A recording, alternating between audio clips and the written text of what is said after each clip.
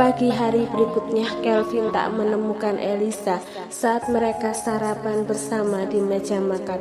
Sebelum berangkat kerja, ia telah mengenakan sepatu pembelian Elisa, berharap wanita itu melihatnya pagi ini.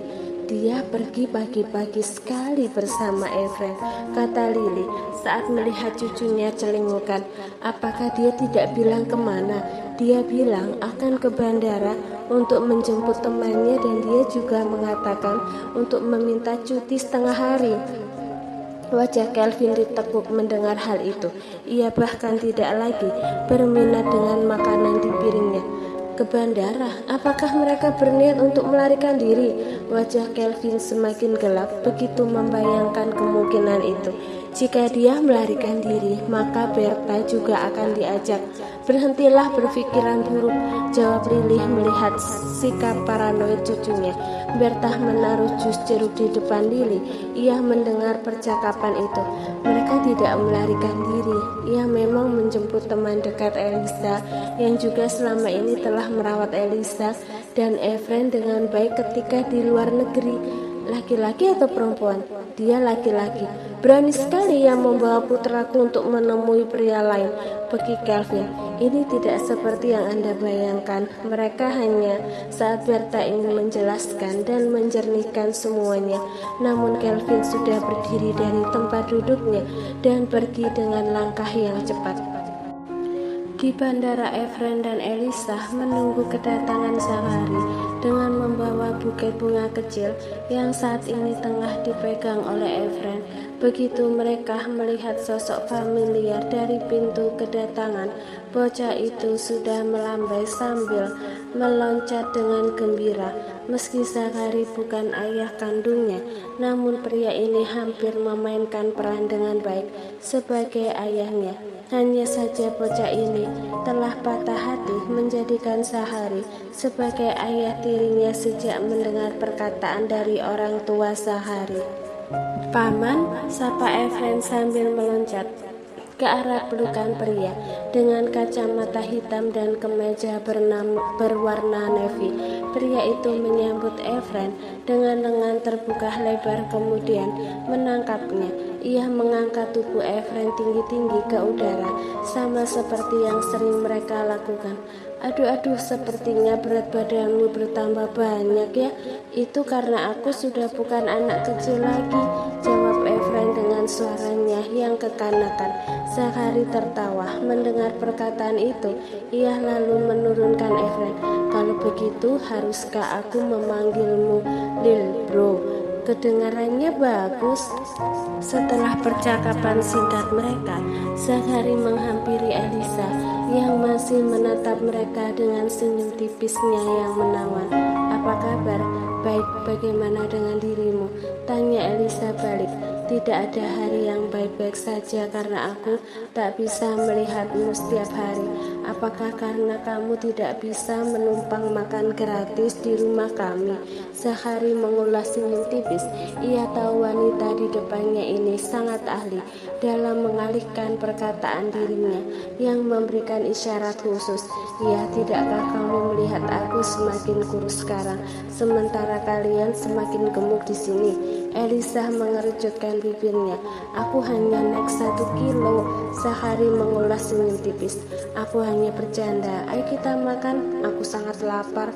3 orang itu berjalan menuju ke mobil jemputan yang telah disiapkan oleh Zachary. Saat mobil mereka baru saja melesat pergi, 3 mobil yang dibawa Kelvin baru saja tiba. Pria itu turun dari bandara dengan beberapa anak buahnya dengan wajah yang gelap. Cari di mana Nyonya dan tuan muda kecil berada. Selusin lebih pengawal itu mengangguk. Mereka lalu menyebar ke segala arah. Setelah 20 menit pencarian, barulah mereka melapor kepada bosnya dengan wajah yang pucat. Bos, maaf, kami tidak bisa menemukan jejak mereka. Kelvin menyapukan pandangan dengan kesal ke arah anak buahnya yang kini punggungnya telah basah oleh keringat dingin. Kami akan mencarinya sekali lagi, kata ketua dari anak buah itu. saat tak mendapatkan jawaban apapun dari bosnya, kecuali tatapan Kelvin yang menakutkan. Sementara itu Kelvin diliputi rasa cemas. Apakah ia melarikan diri dengan pria itu? Gumam Kelvin dengan jemari terkepal. Ia segera mengeluarkan ponselnya dan menelpon Zack. Aku ingin kamu mencari tahu di pesawat mana Elisa dan Efren telah pergi. Apakah Nyonya melarikan diri? Lakukan saja apa yang aku perintahkan, bentak Kelvin. Zack terjingkat saat suara keras Kelvin telah ditransmisikan ke ponselnya. Baik, aku akan mencari tahu secepatnya. Zack bekerja dengan efisien. Ia juga seorang peretas, jadi mudah baginya untuk mencari data penumpang dari berbagai penerbangan hari ini. Bos, tidak ada nama Nona dan nama putra Anda di manifest penerbangan manapun hari ini. Apakah kamu sudah mencari kemungkinan ia telah menggunakan identitas palsu? Tidak, bos. Tapi dari kamera CCTV bandara yang berhasil aku retas, Nona Elisa sepertinya telah menjemput seorang pria dan mereka pergi meninggalkan bandara tak lama setelah bos datang. Jadi dia benar menjemput teman prianya, batin Kelvin dengan wajah kesal. Ia tidak tahu harus bahagia atau marah karena Elisa tidak melarikan diri. Namun ia juga tetap kesal karena ia telah berani menjemput pria lain tanpa memiliki izin lebih dulu darinya. Cari tahu siapa pria itu. Bos, wajahnya tidak terlihat dengan jelas di CCTV, apalagi ia mengenakan kacamata hitam yang lebar, terangsang dengan menggaruk rambutnya. Baiklah, cari tahu identitasnya nanti. Aku ingin tahu kemana mobil mereka pergi dan mobil itu terdaftar atas nama siapa. Zack segera mengetuk tombol keyboard dengan cepat di depannya, sementara Kelvin sudah menarik anak buahnya dan masuk ke dalam mobil. Mobil terakhir kali telah terlihat di Oxter Road, namun setelah itu aku kehilangan jejaknya. Lalu siapa pemilik kendaraan itu? Terdaftar sebagai milik Tuan Michael. Apa? Tuh, tanya Kelvin sekali lagi untuk memastikan ia tak salah dengar. Iya, mobil itu milik Tuan Michael, teman Anda. Kelvin menarik nafas dalam lalu menutup panggilan Zack sebelum menghubungi Michael. Kamu di mana? Apakah kamu membawa anak dan wanitaku? Michael hampir melompat dari kursi lipatnya begitu ia mendapatkan tuduhan itu. Omong kosong apa yang kamu bicarakan? Meski Elisa cantik, tapi aku tak akan berani menyinggung iblis sepertimu dengan menculik mereka. Elisa dan Efren masuk ke dalam mobil yang tercatat sebagai milikmu. Alis Michael menyatu mendengar itu. Mobilku? Tanyanya dengan ekspresi wajah yang tampak sedang berpikir keras. Kamu tahu, aku memiliki banyak mobil, tapi satu yang pasti, aku tidak membawa mereka pergi. Lihatlah, aku sekarang berada di pantai timur untuk pemotretan. Jaraknya sangat jauh dari bandara, kata Michael sambil menyalakan panggilan video mereka. Setelah Kelvin melihat latar laut dan suara debur ombak, dia mematikan panggilan itu secara sepihak. Sementara itu di restoran, 3 orang tengah menikmati makanan mereka dengan suasana yang hangat. Akan berapa lama kamu tinggal di sini? Tanya Elisa pada siang hari. Itu tergantung seberapa lama kalian akan tinggal di sini. Aku akan mengikuti kemanapun kalian pergi seperti parasit. Elisa memutar bola matanya ke arah Zachary yang menyerinya. Apakah karena paman suka makan gratis di rumah kami? Zachary mengacak rambut Efren. Sekarang paman agak serakah, mungkin tak hanya menumpang makan, tapi juga menumpang tinggal di tempatmu. Bagaimana? Tidak masalah, rumah ayahku sangat besar, ada banyak kamar juga di sana, dan yang paling penting kami memiliki koki sendiri, jadi makanan di rumah ayah sangat lezat, terang Efren yang tengah membanggakan ayahnya. Senyum di wajahnya Zachary memudar begitu mendengar suara kekanakan di depannya menyebut tentang ayah. Ia lalu menatap ke arah Elisa. Elisa, apakah kamu telah menemukan kekasih? Kamu tidak mungkin menikah hanya dengan waktu kurang dari 2 bulan. Kamu berada di sini, bukan? Elisa melihat wajah kecewa Zachary yang membuat ia menjadi merasa tidak nyaman karena rasa bersalah. Tidak, aku tidak menikah. Hanya saja Efren sedang menceritakan tentang ayah kandungnya. Mami belum menikah, tapi dia akan segera menikah dengan Daddy. Begitu bunga yang aku tanam mekar dan siap dirangkai untuk buket pernikahannya, saut Efren dengan suara kekanakan. Dia tak menyadari bahwa suhu di ruangan itu telah jatuh dengan ekspresi muram Zachary. Elisa, bukankah kamu berhutang penjelasan padaku? Elisa menoleh ke arah Efren untuk memberikan isyarat pada pria di depannya bahwa penjelasan ini akan sensitif jika didengar oleh putranya. Efren, kolam mini dengan banyak ikan dan juga arena bermain outdoor di taman restoran ini. Maukah kamu pergi bermain sebentar di sana? Efren mengangguk. Tentu, lagi pula aku sudah kenyang.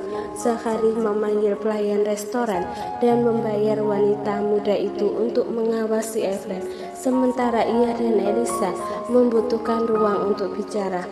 Siapa Daddy yang dimaksud Efren? Apakah itu ayah biologisnya atau mantan suamimu? Elisa menelan ludahnya. Dia ayah biologis Efren. Hati Zachary seperti dihancurkan oleh martil besar begitu mendengar hal itu. Ia berusaha menenangkan dirinya sendiri meski di bawah meja jemarinya mengepal dengan erat hingga buku-buku jarinya memutih. Benarkah kamu akan menikah dengannya? Ada banyak pertanyaan di benak Zachary tentang sosok ayah itu, namun ia hanya bisa mengeluarkan satu yang paling penting dan sangat ingin ia ketahui. Di tempat lain, Kelvin mendapatkan panggilan telepon dari Michael setelah pria itu berhasil mengingat foto plat mobil yang telah Kelvin kirim. Kamu ingat? Setahun yang lalu ketika Zachary pulang untuk berkunjung, malam saat kita berkumpul aku telah kalah taruhan dengannya, jadi mobil baruku itu menjadi miliknya. Apakah kamu tidak salah? Adakah kemungkinan Zachary telah menjualnya? Aku tidak tahu, mungkin saja ia telah menjualnya atau seseorang dari keluarga besarnya telah menggunakannya. Kamu tahu ia memiliki satu kakak laki-laki dan beberapa sepupu pria. Kelvin yang kesal karena informasi tidak jelas itu kembali mematikan panggilan dengan cara sepihak. Michael mengutuk begitu panggilan terputus. Tidak bisakah ia mengucapkan terima kasih setelah aku meretas otak untuk mengingat tentang mobil tadi? Maki Michael. Di mobil Kelvin sudah kehilangan ketenangannya. Ponsel Elisa tidak bisa dihubungi, seolah wanita itu dengan sengaja menghindari dirinya. Namun yang sebenarnya terjadi ponsel itu telah kehabisan baterai. Bos, aku sudah berhasil menemukannya. Mobil itu sekarang berada di restoran Orchid, kata Zach setelah bersusah payah meretas beberapa kamera CCTV di jalan. Kelvin memutar kemudi mobilnya menuju ke restoran itu. Begitu sampai di sana, seorang pegawai restoran menghampiri Kelvin yang datang dengan iringan mobil. Adakah yang bisa saya bantu? Di mana ruangan mereka makan? Restoran ini adalah tempat makan kelas atas, di mana terdapat ruang-ruang pribadi untuk melakukan makan sekaligus pertemuan secara privat. Maaf, siapa yang Anda maksud? Seorang wanita yang datang dengan anak berusia 3 tahunan. Daddy, tiba-tiba suara kekanakan yang familiar memanggil Kelvin dari arah samping. Efren segera menghampiri ayahnya dan memegang telapak tangan dingin dari pria itu. Daddy, kenapa kamu di sini? Kelvin mengedarkan pandangannya ke arah Efren. Tadi memanggil namun ia tak menemukan sosok yang ia cari. Di mana mamimu? Kenapa kamu sendirian? Mami memintaku bermain di taman sambil melihat ikan. Kelvin berusaha mengendalikan dirinya meski suaranya telah bergetar menahan marah. Ia melihat anaknya sendirian sementara Elisa tidak terlihat sama sekali. Apakah ia menelantarkan anaknya untuk berduaan dengan laki-laki lain? Aku ingin melihat siapa bajingan yang akan kuhajar, batin Kelvin dengan wajahnya yang menakutkan. Di mana ruangannya? Mami ada di kamar itu, kata Evan sambil menunjuk ke pintu paling ujung.